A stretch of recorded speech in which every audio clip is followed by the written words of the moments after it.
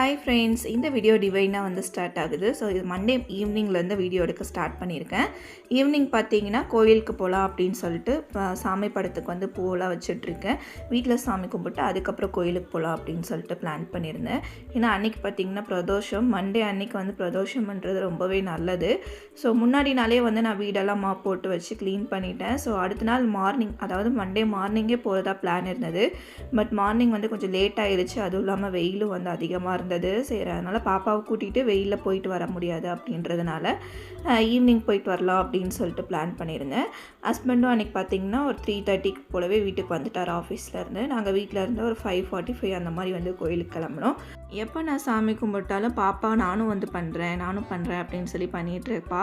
இந்த ஊதுபத்தி காமிக்கிறது இந்த மாதிரி விஷயம் எல்லாம் பண்ணிகிட்டு இருப்பா. ஸோ அவள் அந்த மாதிரி பண்ணும்போது நானும் பக்கத்துலேயே தான் இருப்பேன். ஏன்னா இந்த மாதிரி கொடுக்கும்போது சீக்கிரம் ஏதாவது கை மேலே அந்த ஊதுபத்தியோட இது விழுந்துருச்சுன்னா கை வந்து சுற்றும். அதனாலே கொடுக்கறதுக்கு வந்து மேக்ஸிமம் அவாய்ட் பண்ணுவேன். ஆனால் வந்து அந்த டைமில் ரொம்ப அடம் பிடிக்கிறதுனால சரி பக்கத்துலேயே இருந்து பார்த்துப்பேன்.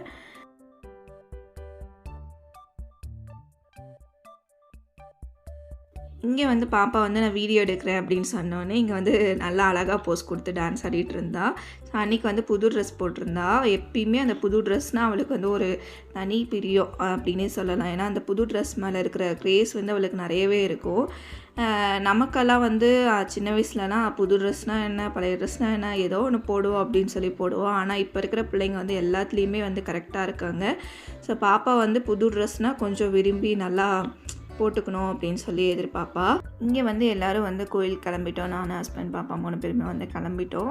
ஸோ அன்றைக்கி பார்த்திங்கன்னா மதியமே வந்து அரிசியும் பருப்பு ஊற வச்சுருந்தேன். தோசை மாவு வந்து ஆட்டணும் அப்படின்றதுக்காக.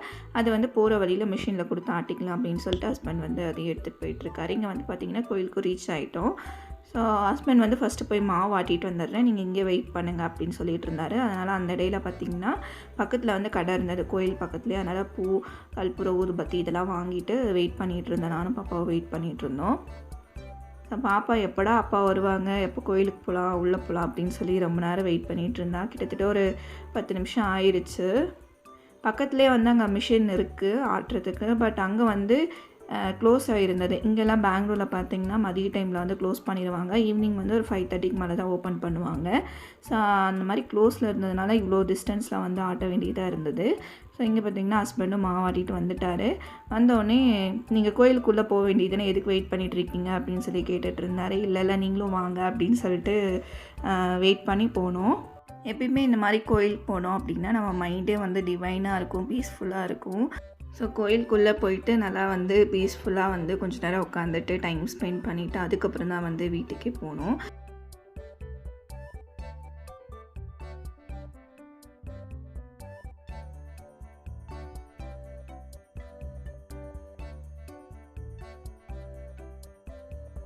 ஸோ இங்கே வந்து கோயில் போயிட்டு ரிட்டர்ன் வரும்போது பாப்பா வந்து பார்க்குக்கு போகணும் அப்படின்னு சொல்லி ஒரே அடம் பிடிச்சா. அதனால் அவர் வந்து கூட்டிகிட்டு போயிட்டுருக்காரு. நான் வந்து வீட்டுக்கு வந்துட்டேன். வந்ததுக்கப்புறம் கோயிலில் வந்து வாழைப்பழமும் பூவும் கொடுத்துருந்தாங்க பிரசாதம்.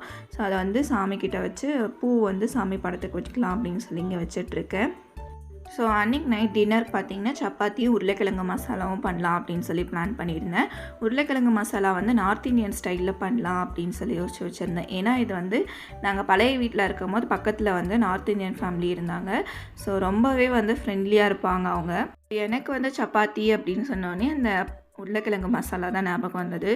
ஸோ அவங்க பண்ணுற சப்பாத்தியெல்லாம் சான்ஸே இல்லைங்க, அவ்வளோ சாஃப்டாக இருக்கும். காலையில் செஞ்சு வச்சுட்டாங்கன்னா நைட் அந்த சப்பாத்தி எடுத்து சாப்பிட்டா கூட அவ்வளோ சாஃப்டாக இருக்கும். ஸோ எங்களுக்கு எல்லாருக்குமே, எனக்கும் ஹஸ்பண்டுக்கும் வந்து அவங்க பண்ணுற சப்பாத்தி வந்து ரொம்ப பிடிக்கும். அதனாலேயே வந்து மேக்ஸிமம் வந்து சப்பாத்தி கொடுத்துருவாங்க. நைட்டும் சப்பாத்தி, காலையிலையும் சப்பாத்தி தான் பண்ணுவாங்க. ரைஸ் வந்து ஒரு நேரம் தான் எடுத்துப்பாங்க மதிய டைமில். ஸோ தோசை வந்து ப்ரிப்பேர் பண்ண மாட்டாங்க. நம்ம வந்து அடிக்கடி தோசை செய்கிறோம்ல, அவங்க வீட்டில் எப்படி சப்பாத்தி அதே மாதிரி நம்ம வீட்டில் தோசை. அதனால் அவங்க பசங்களுக்கு வந்து 3 பேருமே குட்டி பசங்க, அவங்களுக்கு வந்து தோசைனா ரொம்ப பிடிக்கும் நான் செய்கிறது. அதனால் நான் செஞ்சேன்னா அவங்களுக்கு வந்து போட்டு கொடுத்துருவேன். ஸோ அந்த மாதிரி தான் போயிட்டுருக்கோம். அவங்களும் வந்து தோசை வந்து வீட்டில் ரெடி பண்ண மாட்டாங்க. அப்படியே செஞ்சாங்கன்னா கூட வீட்டில் மாவு அரைச்சி அந்த மாதிரிலாம் பண்ண மாட்டாங்க, பேக்கெட் மாவு தான் யூஸ் பண்ணுவாங்க. ஸோ அதனால் அந்த பசங்களுக்கு வந்து நான் பண்ணுற தோசை வந்து ரொம்ப பிடிக்கும். ஸோ இப்படி வந்து எக்ஸ்சேஞ்ச் பண்ணிப்போம் ஃபுட்டை. ஸோ இந்த டைமில் வந்து ஒரு குட்டி ஸ்டோரி அவங்கள பற்றி. ஸோ இதுலேருந்தே அவங்க எவ்வளோ வந்து ஹெல்ப்ஃபுல்லான மைண்டில் வந்து இருக்காங்க அப்படின்றதையும் நம்ம பார்க்கலாம். ஸோ ஒரு நாள் வந்து எனக்கு ரொம்ப முடியல, பாப்பா வந்து பார்த்திங்கன்னா 1 இயர் பேபி அப்போது. ஹஸ்பண்ட் வந்து காலைல எப்பயும் போல் டிஃபன் சாப்பிட்டு கிளம்பிட்டார். ஸோ பழைய வீட்டிலேருந்து இங்கே வர ஆஃபீஸ்க்கு வந்து கிட்டத்தட்ட 1.5 hour 2 hours வந்து ட்ராவல் பண்ணி வரணும். ஸோ அன்றைக்கி பார்த்திங்கன்னா காலையிலே முடியல, பட் காலையில் கொஞ்சம் மேனேஜ் பண்ணிக்கிட்டேன். ஹஸ்பண்டும் சாப்பிட்டு கிளம்பிட்டார், ரெஸ்ட் எடு அப்படின்னு சொல்லி கிளம்பிட்டார். ஸோ டைம் ஆக ஆக என்னால் சுத்தமாக எந்த வேலையுமே செய்ய முடியல. போட்டபடியே இருந்தது.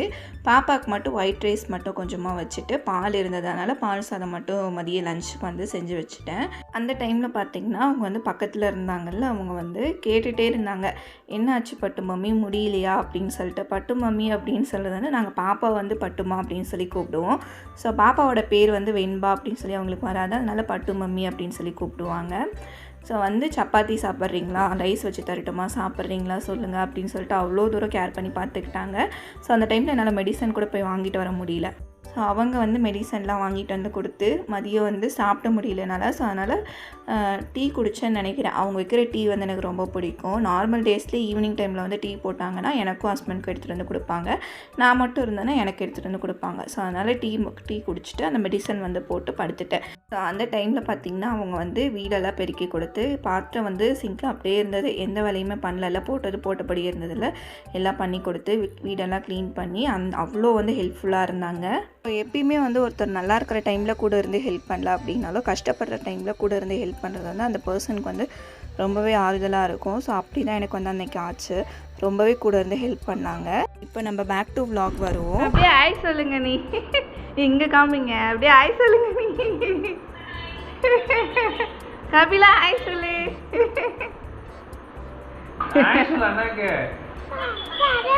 அழகிமா நீ ஆய் சொல்லு.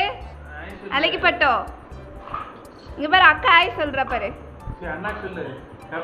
இங்கே வந்து அன்னி கூட வீடியோ கால் பேசிகிட்டே வந்து சமைச்சிட்டு இருந்தேன். நானும் சைட் பை சைடு வந்து உருளைக்கிழங்கு மசாலா வந்து செய்ய ஸ்டார்ட் பண்ணிட்டேன்.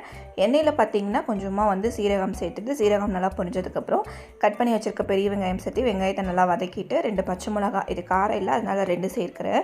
காரமாக இருந்ததுன்னா நீங்கள் வந்து உங்கள் காரத்துக்கு தகுந்த மாதிரி ஆட் பண்ணிக்கலாம், கூடவோ குறைவாக ஆட் பண்ணிக்கலாம். இப்போ இதெல்லாம் நல்லா வதக்கிட்டு இஞ்சி பூண்டு பேஸ்ட் ஆட் பண்ணி அதையும் நல்லா வதக்கி விட்டுடலாம்.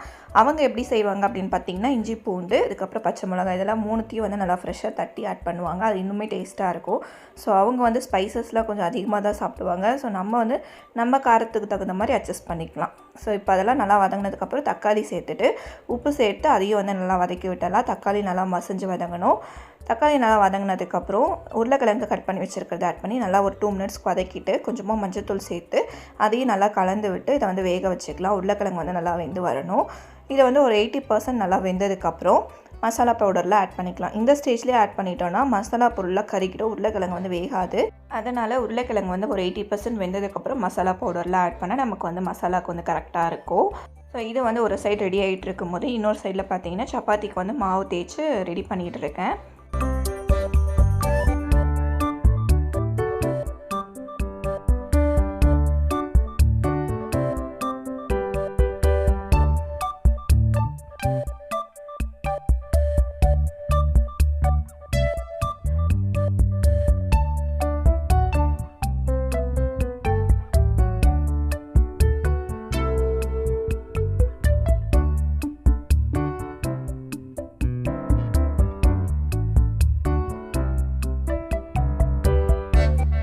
ஸோ உருளைக்கிழங்கு வந்து ஒரு 80% வெந்துருச்சு. அதுக்கப்புறம் மசாலா ஸ்பைசஸ்லாம் வந்து ஆட் பண்ணிக்கலாம். நான் வந்து ஒரு 1/2 ஸ்பூன் அளவுக்கு காஷ்மீரி மிளகாத்தூள் ஆட் பண்ணியிருக்கேன். அதுக்கப்புறம் ஒரு ஸ்பூன் அளவுக்கு கொத்தமல்லி தூள், 1 ஸ்பூன் அளவுக்கு சப்ஜி மசாலா. அவங்க வந்து சப்ஜின்னு தான் அதை சொல்லுவாங்க, ஆலு சப்ஜி அப்படின்னு சொல்லுவாங்க. ஸோ நம்ம வந்து நமக்கு தகுந்த மாதிரி அந்த பேரை மாற்றிக்கிட்டு உருளைக்கிழங்கு மசாலா அப்படின்னு சொல்லி நான் வச்சுருக்கேன். ஸோ அதை வந்து 1 ஸ்பூன் ஆட் பண்ணிவிட்டு அந்த மசாலா கூட நல்லா செய்கிற அளவுக்கு நல்லா வந்து மிக்ஸ் பண்ணிவிட்டு கொஞ்சமாக தண்ணி சேர்த்து இதை வந்து இன்னும் ஒரு 10% வந்து வேகட்டும் அப்படின்னு சொல்லி விட்டுருக்கேன். சிம்லேயே வச்சு இதை வந்து நல்லா வந்து மிக்ஸ் பண்ணி விடணும். ஸோ அவங்க மசாலாலாம் பார்த்திங்கன்னா எல்லா மசாலாவும் ஆட் பண்ணுவாங்க. மிளகாத்தூள், கொத்தமல்லி தூள், கரம் மசாலா, சிக்கன் மசாலா, மட்டன் மசாலா இதெல்லாம் வந்து வாங்கிட்டு வந்து ஒரு கண்டெய்னரில் வந்து எல்லாத்தையுமே ஒன்றா கொட்டி நல்லா மிக்ஸ் பண்ணி ஸ்டோர் பண்ணிப்பாங்க. எப்போ இந்த மாதிரி சமையல் பண்ணுறாங்களோ அந்த டைமில் வந்து இதெல்லாம் வந்து ஆட் பண்ணிப்பாங்க. நம்ம வந்து தனித்தனியாக ஆட் பண்ணுறோம், அவ்வளோதான் டிஃப்ரென்ஸு. இங்கே வந்து பாப்பா வந்து குட்டி சப்பாத்தி வேணும் அப்படின்னு சொல்லி கேட்டுட்டு இருந்தா. அதனால் சப்பாத்திக்கு வந்து மாவு தேய்ச்சிட்டு ஒரு பவுல் வச்சு இந்த மாதிரி கட் பண்ணி எடுத்துக்கிட்டேன்.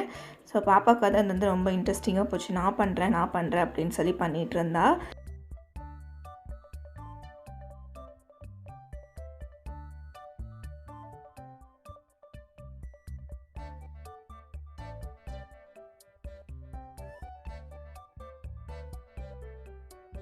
குட்டி சப்பாத்தி பார்த்து பாப்பா வந்து ரொம்ப எக்ஸைட் ஆகிட்டா. ஸோ அவளுக்கு வந்து அதெல்லாம் ரெடி பண்ணி சப்பாத்தி வந்து சுட்டு எடுத்துடலாம் அப்படின்னு சொல்லி போட்டு ரெடி பண்ணிகிட்ருக்கேன்.